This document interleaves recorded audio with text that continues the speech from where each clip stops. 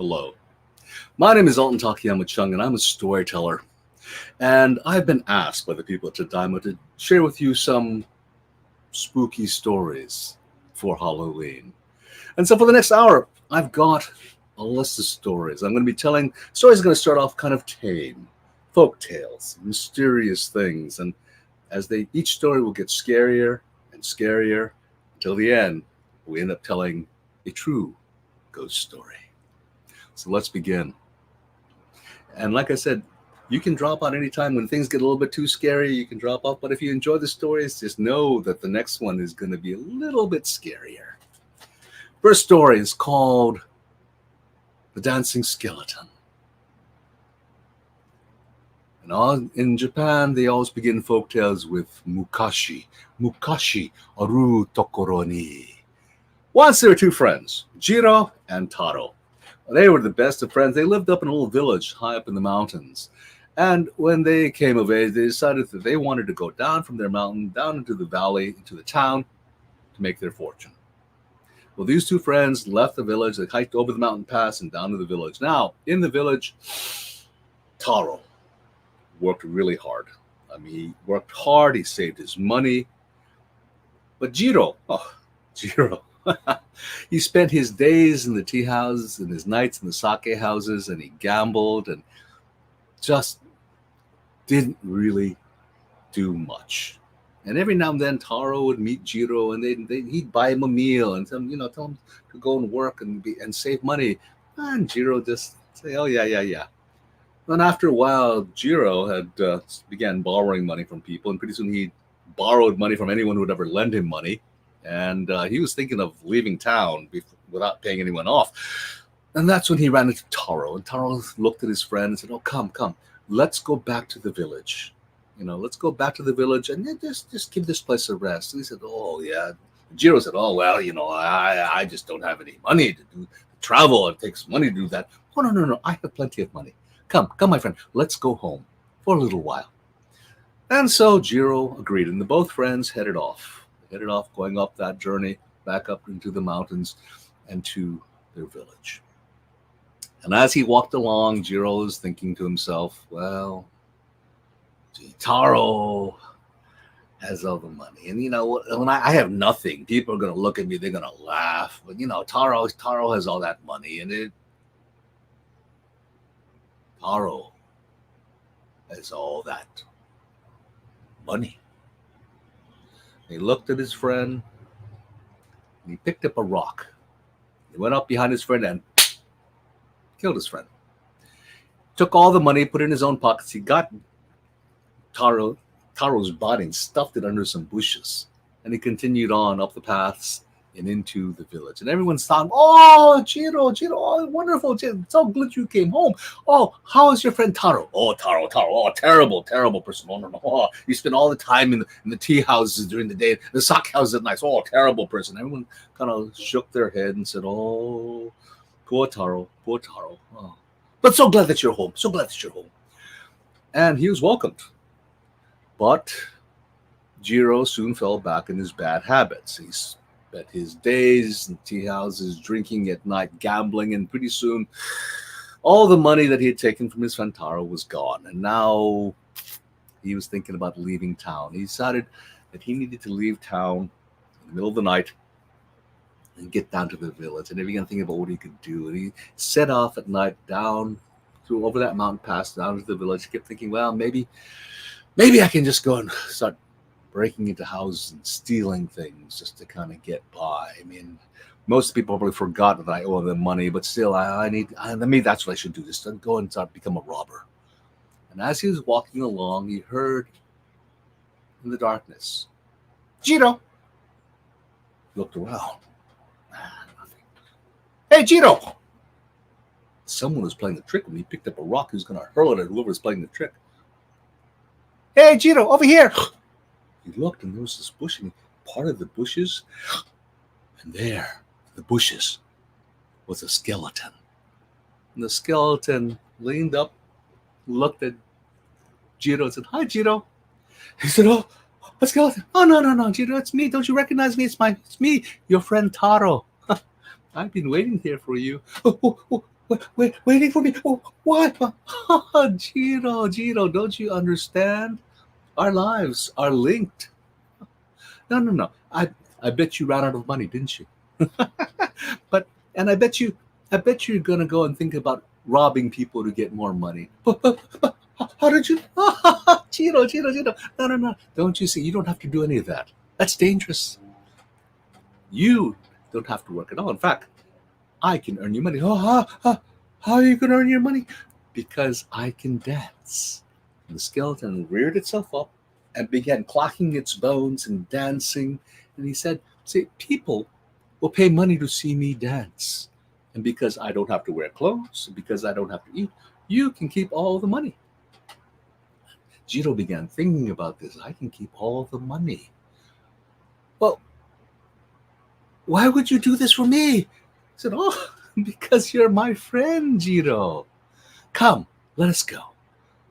And so Jiro thought about this, and they went down into the village. And Jiro bought this old trunk, and he put his friend in the trunk, and he bought a flute, and he figured out how to play it. And then one day he went down to the marketplace, and he opened up the trunk and laid out the skeleton, and he began playing a lively tune. And the skeleton got up and began to dance and clack its bows together. And soon the crowd, they were amazed, and they began throwing money at Jiro. And Jiro couldn't believe it. He had all this money. He could spend his days in the tea houses and his nights in the sake houses, and he had plenty of money. Well, this went on and on and on until finally, at last, the daimyo, the lord who ruled over this part of Japan, heard about this magical dancing skeleton, and he sent for Jiro to bring his skeleton to him at court. And Jiro thought, oh, this is my chance.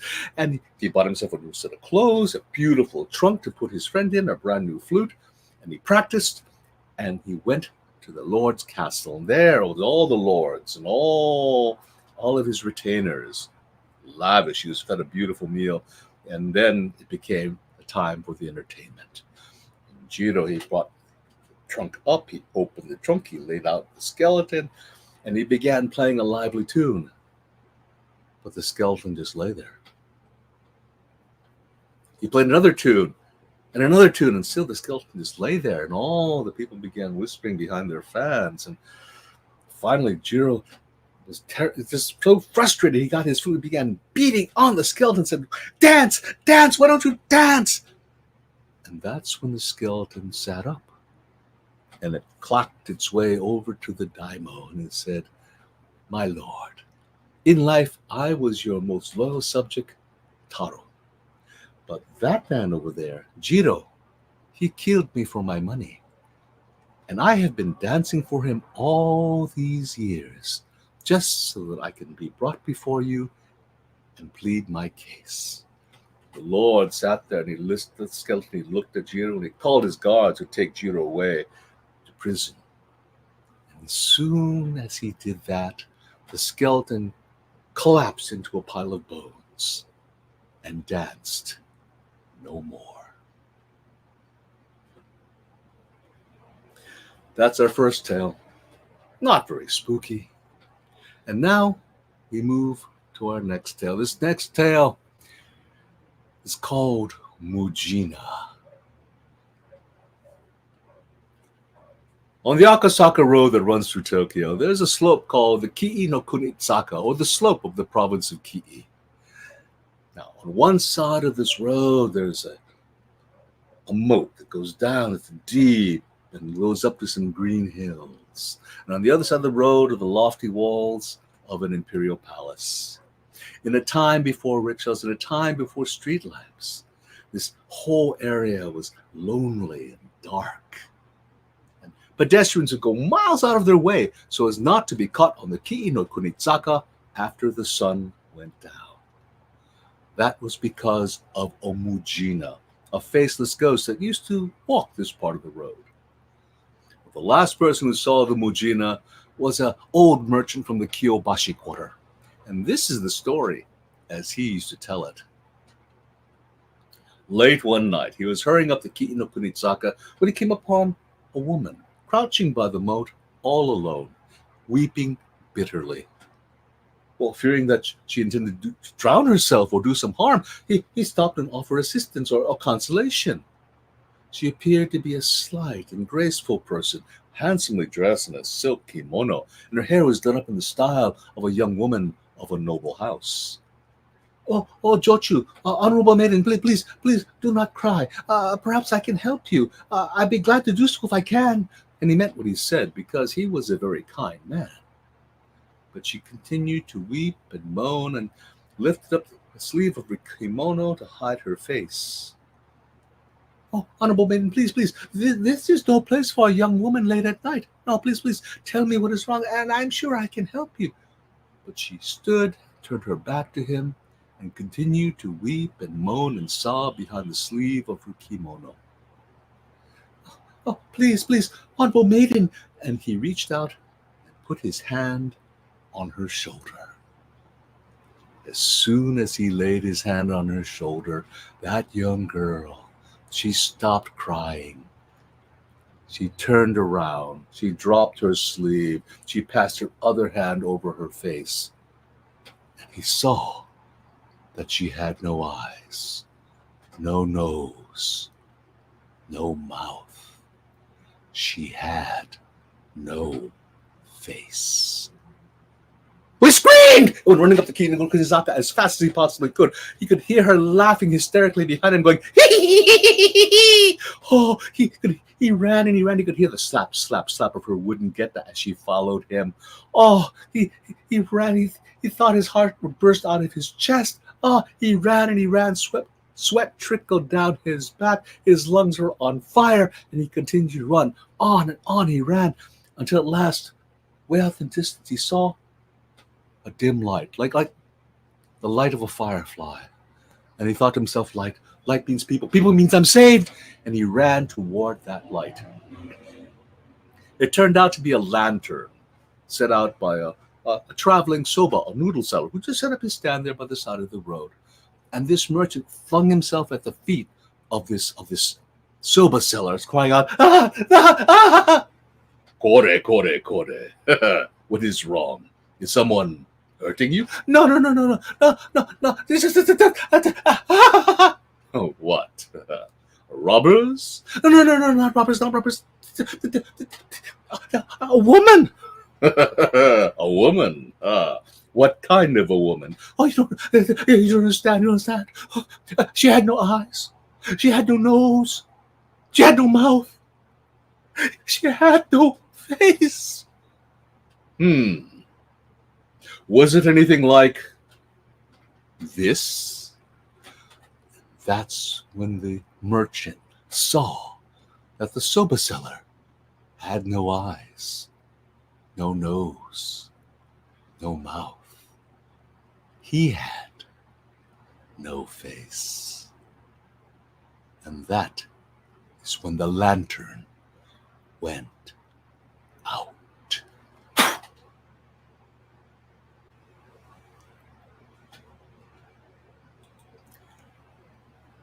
Well, I hope you're enjoying the story so far. It's getting creepier now. Our next story is a classic Japanese ghost story. It's called Ukiku. Aoyama was shaken. For days he had been robbed of sleep, and now he found that he could no longer eat. If he tried to even swallow the smallest morsel, his throat would close up. His flesh began to shrink from his bones, and it was all because of that woman.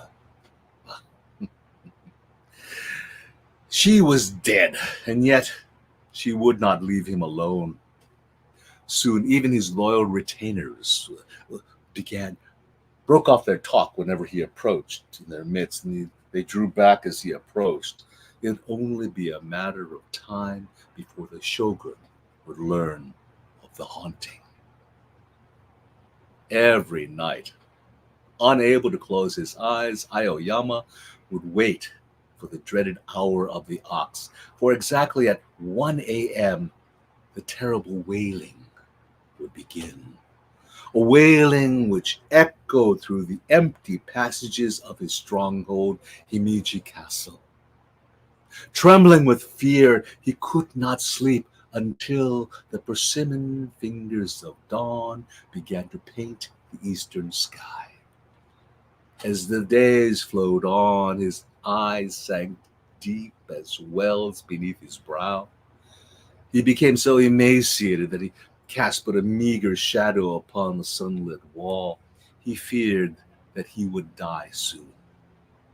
His mind drifted back to where it had all gone so wrong. And he thought of the woman, and he cursed her. Ukiko was a lovely lady in waiting in Aoyama's household. I mean, she was in love with Taketsune, a young samurai who was a retainer of the shogun. She was well known in the castle for her habit of always wearing kimonos in shades of her favorite color, plum. Aoyama lusted after Okiku ever since she joined his household, and he wanted her to become his mistress. But nevertheless, she always refused his advances, for her heart belonged to Taketsune. One day, while dusting 10 precious jeweled plates given to Aoyama by the shogun, Ukiko heard Aoyama plotting with his retainers to ambush and kill the shogun. She let out a little gasp. When she overheard the time and place of the ambush, she could not help herself. Aoyama raced to open the shoji screen door and caught the barest glimpse of plum flashing around the far corner. Ukiko ran to tell her lover, Taketsune, about her suspicions. Alert and on guard, at the sight of the ambush, he was able to warn the other guards, and the ambush failed. All the assassins were killed, and there was no link back to Aoyama. For his quick action, Taketsune was rewarded by being assigned to the shogun's personal guard. Well, Aoyama was furious. He suspected it might have been Ukiko who warned the shogun of his plot, and that is when he hatched his scheme. He invited her to his private chambers and put her in charge of the 10 priceless jeweled plates. He explained that she was to guard them carefully, and that only she would have the key to the small strong box. And he lovingly wrapped each plate in rare silk and placed them one by one into the strong box, and asked Okiko to pour tea for them. And when her back was turned, Aoyama quickly hid one of the jeweled plates under a cushion. Once the tea was poured, Aoyama presented Okiko with the box, the lock, and the key for her to secure. A few days later, at a large dinner for his retainers, Aoyama asked Okiko to bring out those 10 plates presented to him by the shogun, that his guests might admire them. Okiko dutifully brought out the small strong box and began laying out the dazzling plates. Ich, ni, san, shi, go, roku, sechi, hachi, ku. But there were only, what was this? 1, 2, 3, 4, 5, 6, 7, 8, 9. There were only 9 plates. Okiko looked in the chest, sorted through all the silk wrappings. But there were only 9 plates. Aoyama quickly hid his smile of triumph. Well, girl, where's the 10th plate? I do not know, Lord. It is not here. I have not opened the box since you entrusted it to me. I am sorry. What? Only you had the lock. Only you had the key. Only you had access to the chest. What have you done with the shogun's plate? You are no longer to be trusted. I banish you to my country estates. You are to leave immediately. Okiko was disgraced. She could not imagine what had happened to the 10th plate. As she packed, her heart broke, as she did not even have time to tell her beloved where she was going or why. As Aoyama wanted her to begin her journey without delay and alone. In the middle of the night, On the orders of her lord, Ukiku left the great Himeji castle alone and headed off into the dark forest. By the light of her feeble lantern, Ukiku made her way along the road.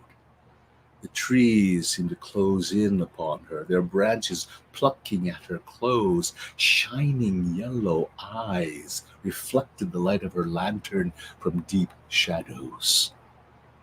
The earthly scents, a furtive sound seemed to grow more intense as the moon hid behind a cloud.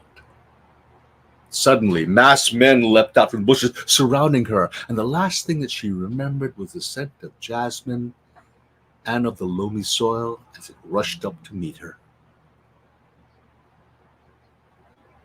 When she awoke, her head hurt, her senses were muzzy, her hands were bound and pulled out in front of her, and she gently swayed in the black darkness, suspended from a rope around her middle.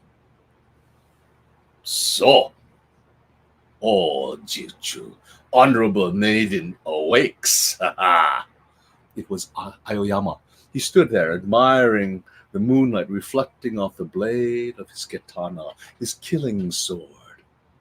You owe me a jeweled plate.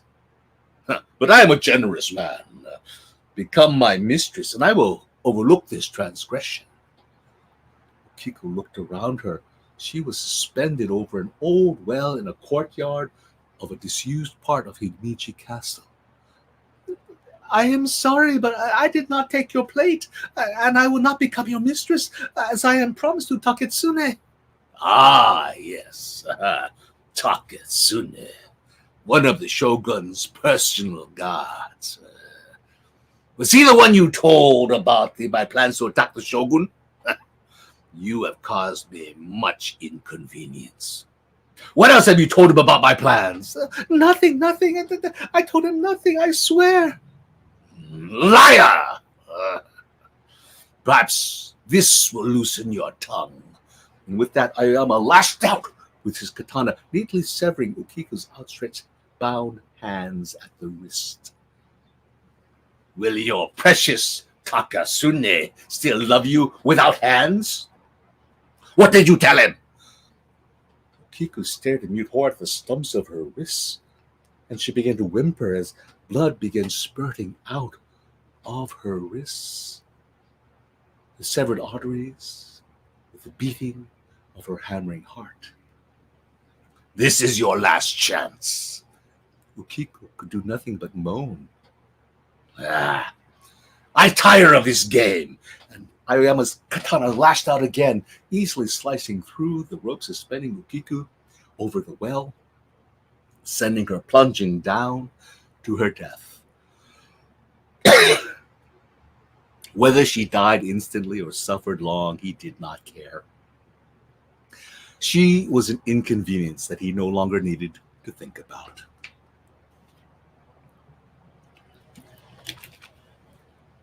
That is, until the guards on late night duty began to whisper about the murmuring and the wailing which seems to come from the abandoned east wing of the immense castle. One guard even began to speak of a shadowy figure in purple drifting through the empty passages late at night. Aoyama thought nothing of these rumors until one night, at the hour of the ox, 1 o'clock in the morning, he was wrenched from sleep by a piercing wail. He sat up in bed, and it was freezing cold.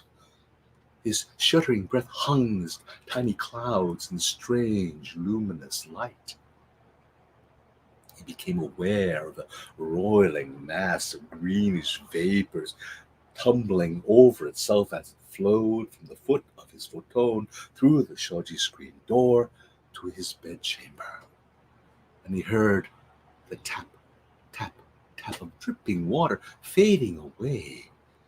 And he was aware of the dampness at his feet.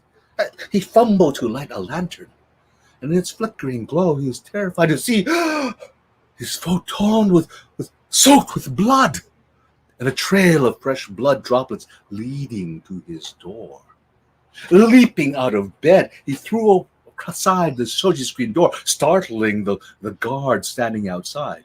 Great Lord, what is wrong?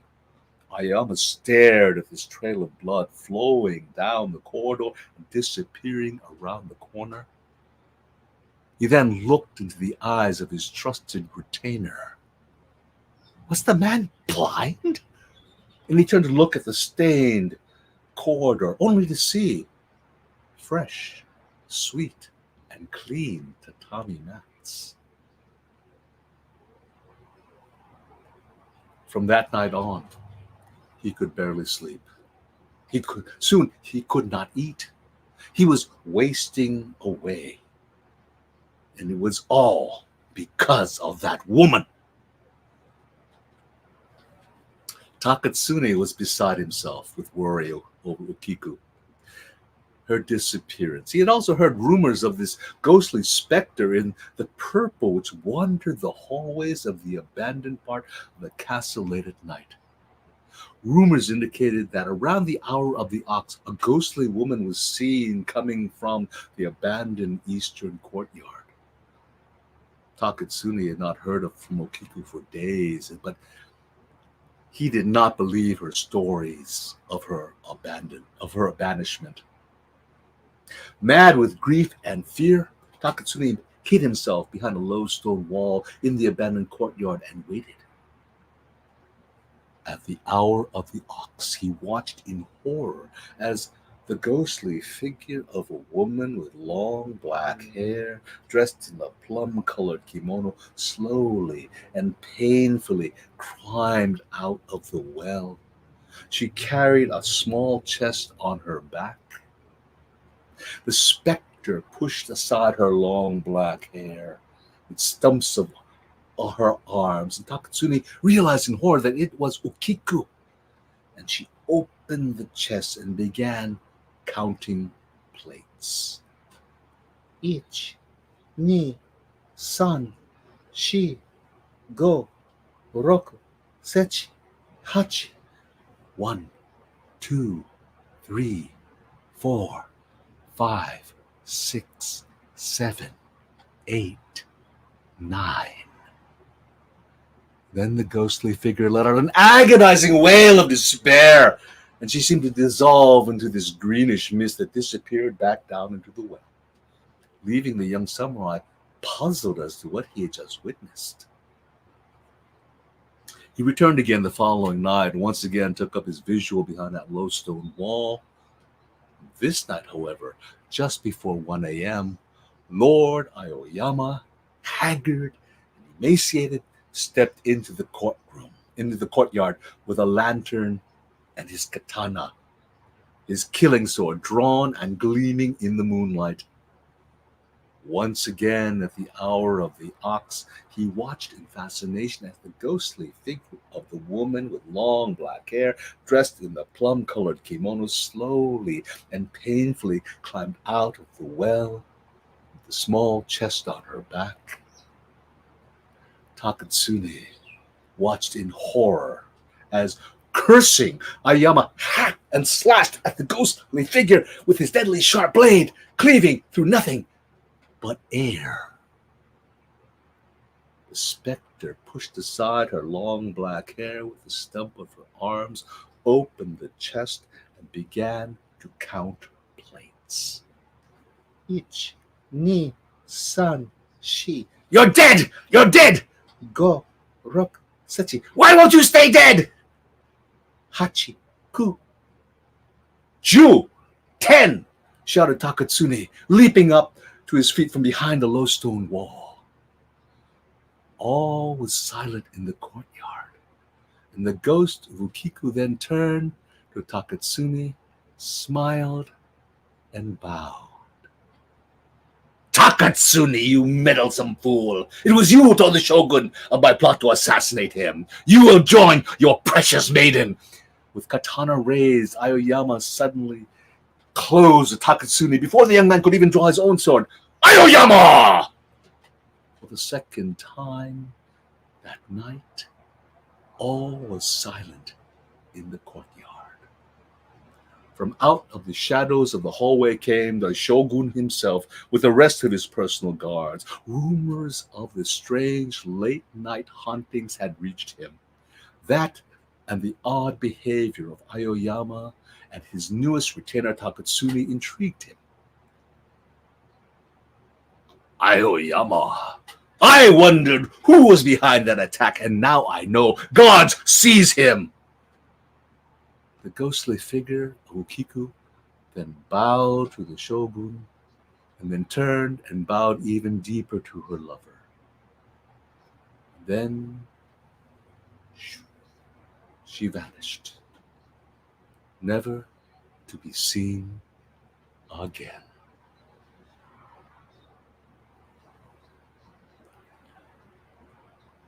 How are you all doing?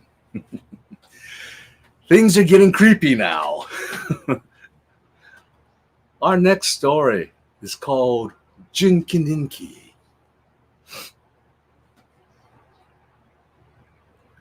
A long time ago in ancient Japan, there was a priest named Musso who journeyed alone through the mountain district of the province of Mino and lost his way. He wandered for a long time, looking for a place to spend the night until the sun sat low on the horizon. At last he saw at the top of a hill, lit by the last rays of the sun, a little hermitage, an anjitsu, a hut built for a solitary priest. It was in very bad condition, and although exhausted, he hastened to knock. Please, sir, I have lost my way and in these mountains, and I need a place to sleep. May I spend the night here with you? What? No. There's barely enough room here for me. Go away. Oh, well. In the next village, the next valley, you will find a village, and there you may find shelter. And just go away. Well, Musso thanked the gruff old monk and headed down into the valley at dusk. The moon and stars rose up as he came into the village. It was just a collection of maybe a dozen buildings. Lanterns were glowing at the house of the village headman. Musso knocked, and he was greeted by a kind young man, and he noticed that there were like 40 or 50 people assembled in the room. Musso was shown to a separate small room with a bed. He was given food and tea, and after he had eaten, he lay down to rest. He was very tired. After midnight, he was awakened by someone shaking his shoulder. It was the young man who was carrying a lantern. Reverend sir, yesterday I was only the eldest son, but it's my painful duty to tell you that now I am the head of this household. My father died just a few hours before you arrived. You look so tired that we did not wish to impose upon you in any way. People whom you saw are the inhabitants of this village. We assembled to pay our respects to the dead. And now we are going to another village about 3 miles away, for it is our custom that no one shall remain in the village after the night of a death has taken place. We make proper offerings and and prayers, and then we go away. We leave the corpse alone. Strange things always happen in the house where the corpse has been left. So I think it's best that you come with us. We can find good lodging for you in another village. Thank you for your hospitality, and I am grateful, but I am sorry that you didn't tell me of your father's death. When I arrived, although I was a little tired, I would have performed the duties of the priest. I would have performed the service for your father before your departure, but now I shall perform the service after you leave. I shall stay with your father until morning. The young man appeared to be relieved. He expressed his gratitude, as did all the others assembled. Now, Reverend Sir, as much as we regret, we must leave you. We must bid you farewell. For the rules of our village, none of us can stay any longer. If you happen to hear or see anything strange in the night, please tell us in the morning when we return. and they all left. The priest was left alone with the dead body. I mean, the usual offerings had been set before the corpse. A few small Buddhist lamps, Tomyo, were burning, and the priest performed the funeral ritual. And then, taking a Tomyo, he sat behind a screen at the end of the room and began to pray. But the sounds of the crickets chirping and the frogs croaking were mesmerizing. And he was still very tired, and soon he fell asleep. What had awakened him? The crickets, the frogs, all was stillness. And yet he felt that he was not alone in the room with the dead man. Someone or something else was also present. The hairs on the back of his neck began to stand up. In the dark shadows on the far side of the room, he saw a greenish mist or vapor flow into the room. It roiled and boiled into a figure and then began to coalesce into a dark shape. It was huge. It was massive, over 7 feet tall, and it was part animal and part human. It walked on all fours, but its front limbs were arms. Its eyes were human, and they were set over a huge mouth filled with sharp, jagged teeth. The creature lumbered over to the corpse and seized an arm. With a casual twist of its powerful limbs, it tore the arm off and stuffed it into its gaping maw. It easily crunched through the bones and swallowed them down. It then began to tear huge hunks of flesh from the body and devoured the meat. Muso was terrified. He dare not blink. He dare not move. He dare not utter a sound. Sweat began beading on his brow. That creature consumed the corpse in a twinkling and then sopped up the blood from the funeral shroud and swallowed that down too. And then it began to gorge itself on the food offerings, tossing the empty dishes across the room. One bowl skittered across the floor and struck the screen behind which Muso was peering. He let out a gasp. The creature stopped, turned to look at the sound. The eyes of the creature and Muso locked. The creature's eyes, they turned red. They stared at each other for what seemed like an eternity. And then sweat began rolling down Muso's face, collected in the collar of his robe. At last, the creature, not breaking eye contact, moved away, backed into the shadows, and dematerialized. The last thing that Muso saw before it disappeared was its red, glowing eyes. Once the creature vanished, Muso found that he could breathe again. He began to pray that somehow the village, and that's how the villagers found him the next morning. Reverend Sir, all of us were very anxious about you, but now we're happy to find that you are alive and unharmed. We would have stayed with you, but by the laws of our village, it obliged us to leave our house after a death has taken place. Whenever the law has been broken, great misfortune has followed. Whenever it is obeyed, we find the corpse and the offerings gone. Perhaps you could tell us what was the cause? Muso then told of the dim and awful shape that had devoured the body and the offerings. The people, they all looked at each other and nodded in agreement. What you have told us, Reverend Sir, it agrees with what has been said about this matter from ancient times. Doesn't the priest on the hill sometimes perform funeral rites for your dead? What priest? Well, the priest on the hill. It was he who directed me to your village. I called at his anjitsu. He refused me lodging, but he told me the way here. Reverend sir, there is no priest. There is no anjitsu on the hill.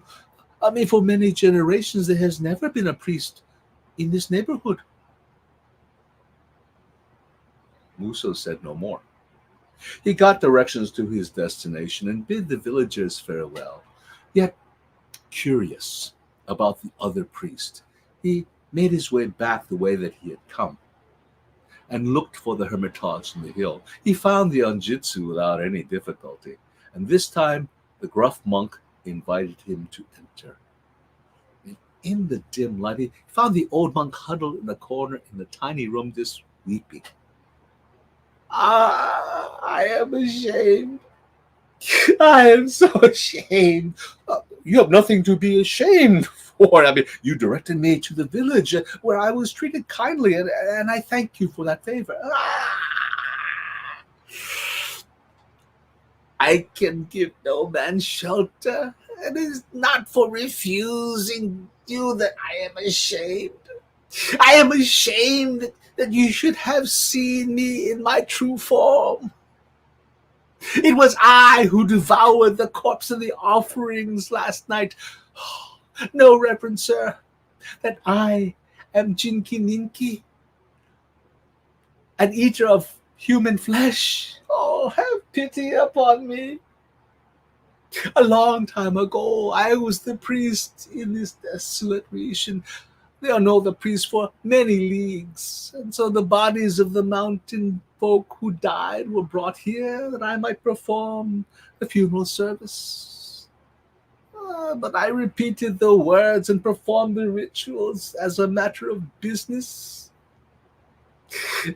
I thought only of the food and of the clothes that my position would buy me.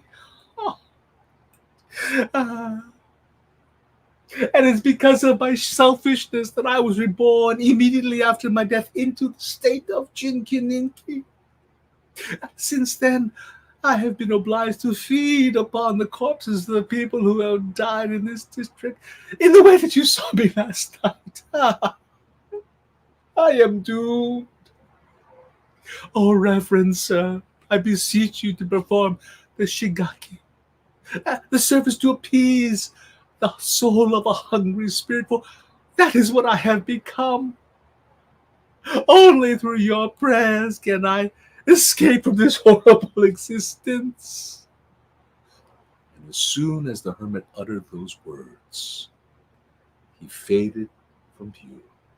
The hermitage disappeared, and Muso found himself kneeling alone in the high grass beside an ancient moss-covered tomb, the tomb of a fellow priest.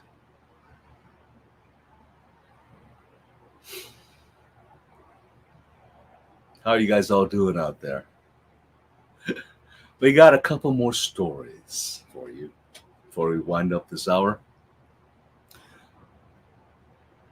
This next story is called Of a Promise Broken. I'm not afraid to die, but there is one thing that troubles me. I wish I could know who will take my place in this house. Oh, my love, no one shall take your place in this house. I will never marry again. Do you mean that? Do you swear that on your honor as a samurai? On my honor as a samurai. Then, my love, will you let me be buried in the garden, beneath the plum trees that we planted on the far end? I have wanted to ask you this, but if you were to remarry, you may not want me to be buried so near you. But now that I know that you will not remarry again, I should like to be buried in the garden, that I might sometimes hear your voice and be able to see the flowers in the spring. It shall be as you wish, my darling, but do not speak of burials. You are not so ill that we have given up all hope. Ah, but I have. I shall die this very morning. And, and, and will you give me a little bell? A bell? Yes, just a little bell. Just place it in my coffin. Just a little bit, such as the Buddhist pilgrims carry. You shall have your bell. I promise. And you should be buried in the shade of the plum trees that you love so well. And I shall erect a monument, a beautiful monument for you. Ah, now I can die happy. And she closed her eyes and died as easily as a child falls asleep. She looked so beautiful in death, a little smile upon her face. She was buried in the garden, under the shade of the plum trees that she loved so well, and a little bell was buried with her. And above the grave was erected a handsome monument decorated with the family crest. But 12 months after the death of his wife, the relatives and friends of the samurai begin insisting that he marry again. You are still a young man, and an only son, and you have no children. It is the duty of a samurai to marry. If you die childless, who will make offerings and remember the ancestors? The samurai refused. After all, he had given his word to his dead wife. But she was dead. And he was alive. Did he not owe it to his ancestors to have children? At last he was persuaded to marry again. Oh, the bride was a beautiful young woman, 17 years old. And the samurai found that he could love again. Nothing could disturb the happiness of the young wife until the 7th day after the wedding, when the husband was ordered to perform certain duties at the castle which required him to be away from his young wife at night. When left alone for the first night, she felt vaguely uneasy, and she could not sleep. There was a strange oppression in the air, an undefinable heaviness, like that which sometimes precedes coming storms. At the hour of the ox, just after 1 a.m. in the morning, she heard ding, ding, ding, ding. It was a Buddhist pilgrim's bell, but what pilgrim could be passing through the samurai quarter at this hour of the night? Ding, ding, ding, ding. Now the bell sounded much nearer. The pilgrim was approaching the house, but why was he approaching from the rear of the house? There were no roads back there. Ding, ding, ding, ding. That's when the dogs began to whine and growl in a most unusual and horrible way. Fear came upon her. Ding, ding, ding, ding. The ringing was coming from the garden. She tried to get up and wake a servant, but she found she could not move. She found she could not rise. She found she could not make a sound. Ding, ding, ding, ding. Nearer and nearer the bell came. How the dogs howled. And now into the room there came the odor of damp earth and rotting flesh. She stared into the darkness, and a shadow detached itself from the wall, and a form glided into the room It was a woman wearing a shroud, carrying a pilgrim's bell.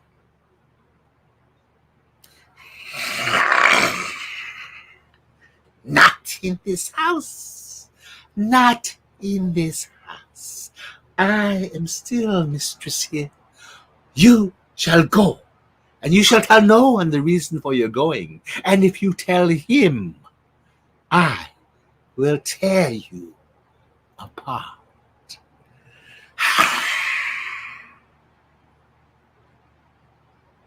And the apparition drifted back into the shadows and vanished.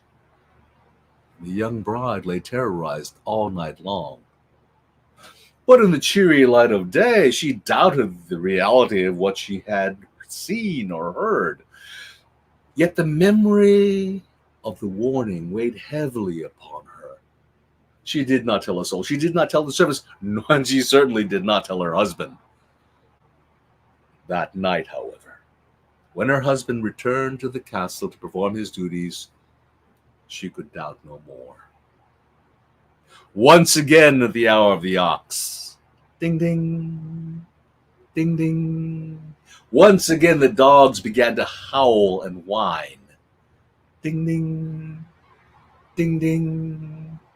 And once again she found she could not move. And once again there came the odor of damp earth and rotting flesh. And once again the shadow detached itself from the wall. And the woman in the shroud glided forth from the shadows. This time the apparition came right up to the bed and loomed over her. Her hair streamed across her face. Her eyeless she came, for she had been long dead. She looked without eyes and spoke without a tongue. Not in this house. You must go, and tell no one the reason for your going. And if you ever even whisper any of this to him, I will tear you apart.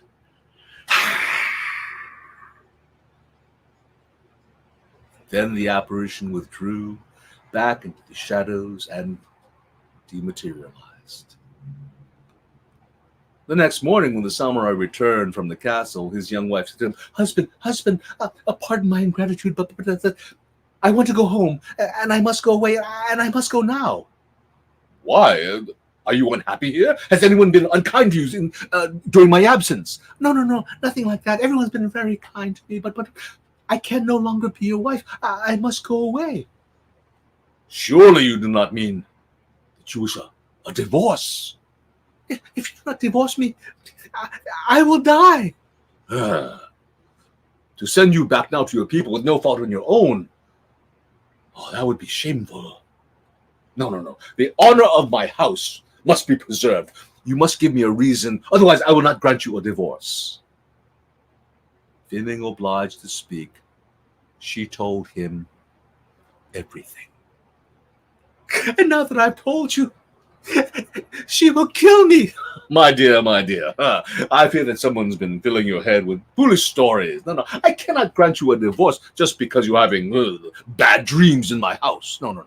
Tonight, I must return to the castle, but I will order 2 of my best retainers to keep watch in your room that you may get a good night's sleep.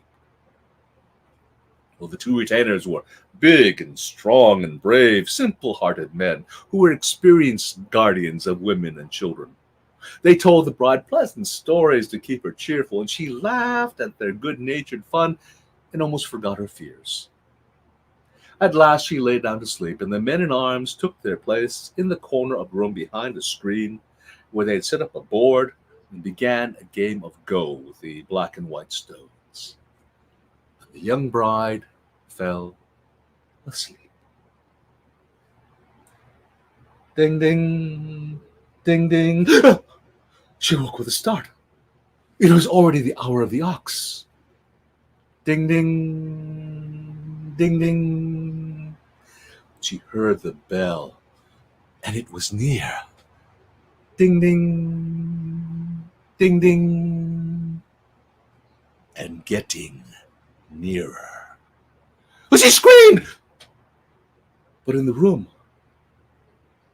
there was no stir. It was silent. Silent, like death. A heavy, dripping silence. She rushed out of the bed and to the men-at-arms. They sat squatting before their board, motionless, each staring into each other's eyes. She shrieked at them. They did not move. She shook them, but they remained frozen. Afterwards, they would say that they heard the bell, that they heard the cry of the bride. They even thought of trying to shake them awake, but that they were neither able to move nor speak.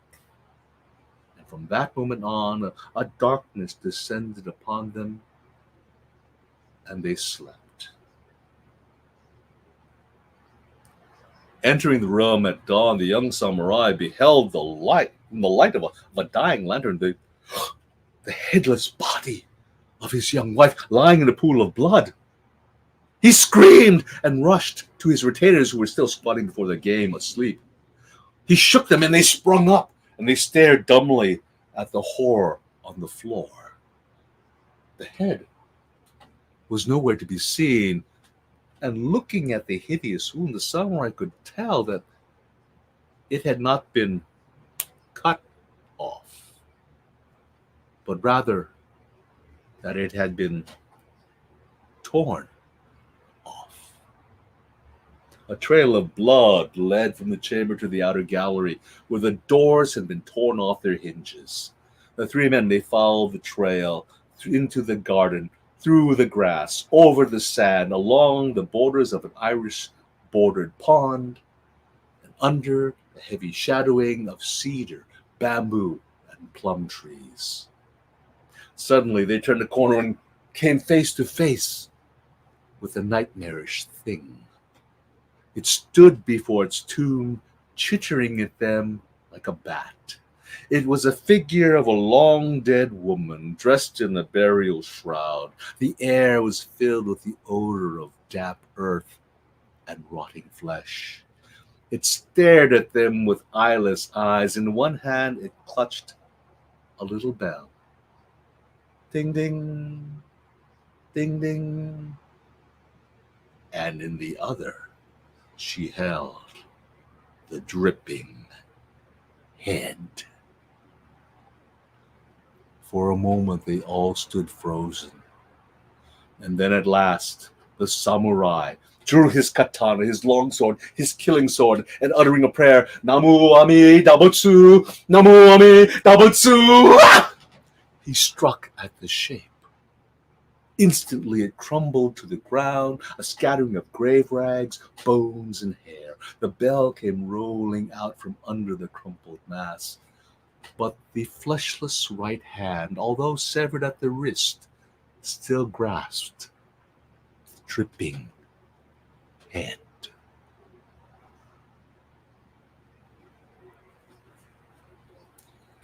I hope you've enjoyed these stories. I've got one last one to go and tell you. I want to thank the people at Tadaima for inviting me here to be this closing part of this entire series for 2023. They've done an amazing job, a tireless, selfless work.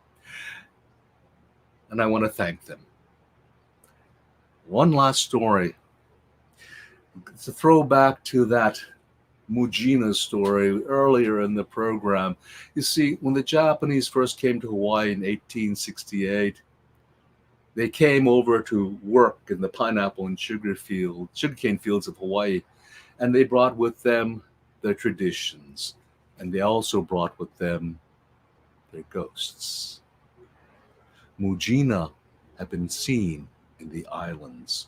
One of the most famous cases, of course, happened at the Wailea Drive-In, at the women's restroom there. It was written up in the papers, I think, about 1958. But Mujina continue to be seen in the islands. The one I want to tell you about is the Mujina over at Ewa Beach. This story was collected by a man by the name of Dr. Glenn Grant. He collected the weird stories of Hawaii for over 30 years, and it was with the permission of his estate I can share this story with you. There was a couple. They lived in Eva Beach, and they were about ready to go to bed one night when they heard something, a strange sound. Krok, krok, krok, krok. It was a sound of high wooden geta, wooden shoes that Japanese used to wear. Krok, krok, krok. They could hear it coming down their driveway. And so in their bedroom had a big window looking over their driveway. And they brought it over and they took a look down their driveway and they could see in the dim light this woman. She was dressed in a red kimono. She had a red parasol and her hair was tied up. Her gray hair was kind of tied up, and they could hear this krok krok. And she was wearing these high wooden geta. And they said, "Oh, how cute! Come look, come look! Must be one of our neighbors. She must have dressed up in the kimono and wants to show it to us." And so they stood in anticipation to see which of their neighbors had dressed up. And here, they could see this krok krok krok coming closer and closer. And this woman in the red kimono with a red parasol. And as this woman came by their window, she turned to look in. And the couple was shocked, for this woman had no eyes, no nose, no mouth. She had no face. Her face was smooth as an eggshell. And she continued to walk, korok, korok, korok, down their driveway into their garage, and they turned and see her. And they saw her vanish between the two cars, but they could still see that red parasol bobbing and moving as it moved between the cars before it too vanished. Well, they were shocked. They didn't know what to think of this stuff. And the next morning they woke up and they wanted to go tell their neighbors about what they had just experienced the night before. They told them about this woman in this red kimono with a red parasol with a high wooden geta, and she had no face and she was walking up their driveway. And their neighbors sat there and listened to them and said that about 11:30 last night, her son came home, and as he parked his car, he noticed that walking down their driveway was a woman dressed in a red kimono, carrying a red parasol, and wearing high wooden geta. Just a short little story, true story from Hawaii, in which wherever we go, we take our stories with us. So I want to wish you all a happy Halloween. Thank you so very much for attending this final performance for Tadaima 2023. I want to thank the people of Tadaima for inviting me here. I hope you all have a wonderful Halloween. Good night.